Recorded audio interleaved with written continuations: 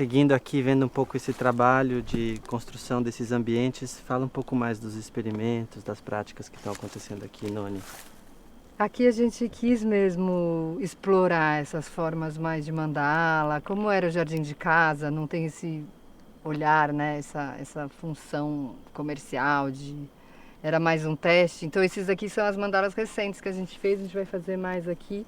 Então foram deste ano. Então tá com gergelim, milho, frutífera lá e vindas medicinais aqui embaixo, as ervas cidreiras, babosa. E aqui a gente tem uma questão com formiga, muita formiga. E o gergelim tem realmente Ajudado a integrar, ou seja, plantar alimento também, não só para pensar em retirar, mas para integrar com os seres que estão aqui. Com certeza. Muito bom. E a cobertura, né? Bastante cobertura, então ela também serve para cobertura de solo. E aqui a gente fez já um desenho diferente. A gente fez as linhas de árvores já morro abaixo. Aqui, ó, uma linha já de banana com várias nativas, árvores nativas e frutíferas de mais longo prazo. E no meio umas áreas de roça, área aberta. Então aqui abacaxi com inhame lá embaixo, aqui milho com mandioca. E a ideia é continuar até no fim do meu terreno. Aí no futuro, quando a gente morar aqui, essa área de roça vai ser as áreas de medicinal com foco mesmo mais comercial, para extração de óleo. Para produtividade. Para produção. Das que deram melhor, eu vou escolher minhas rainhas, assim. Joia. Então aqui essa roça de abacaxi aí, a gente está no aguardo. Vai dar 2 anos agora na primavera. Abacaxi. É. Delícia. Mas a formiga pegou nosso milho de São João. Milho verde. Nosso milho verde. A gente também está fazendo aqui, Rafa, compostagem mesmo. A gente está pegando a composto de casa, tem trazido direto aqui, fazendo várias leiras pelo terreno para aumentar mesmo essa... Segurar a água também, porque e tem nutrição. um declive. E a nutrição, sim.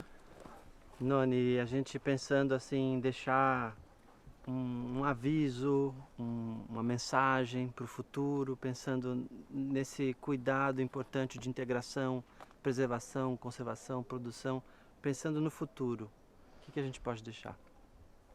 Eu acho que a gente precisa se abrir mesmo e se conectar com o nosso ambiente, sabe? Com a floresta, assim. Eu sinto que falta esse vínculo, da gente chegar e se sentir parte, observar, ter um pouco mais de calma até, porque, né, estamos muito ansiosos, assim, como humanidade. Até para quem quer salvar, tem uma ansiedade.